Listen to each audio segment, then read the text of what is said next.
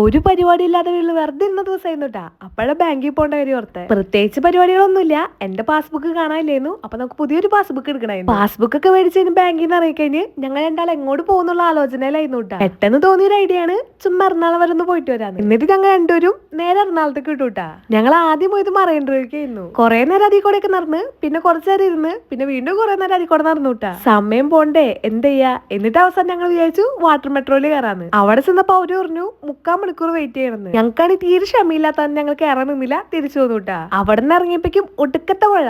എന്നിട്ട് ഞാൻ പോയി കുട മേടിച്ചു കൊടുത്തിട്ടാ ഞങ്ങൾ പുറത്തേക്ക് ഇറങ്ങിയപ്പോ ഓണത്തിന്റെ ഭാഗമായിട്ട് അവിടെ കുറെ സ്റ്റാളുകൾ ഇട്ടുണ്ടായിരുന്നു കേട്ടാ. ഒരാവശ്യമില്ലാതെ ചുമ്മാ അതിന്റെ ഉള്ളിൽ കൂടെ കുറെ നേരം നടന്നു കേട്ടാ. അവസാനം എന്തെങ്കിലും മേടിക്കണ്ടെന്ന് വെച്ചിട്ട് കൊച്ചിന് 2 കിലുക്കി മേടിച്ചിട്ട് ഞങ്ങൾ പോന്നേ. പുറത്താണെ ഒരു സൈസ് വൃത്തിയായിട്ട് മഴ.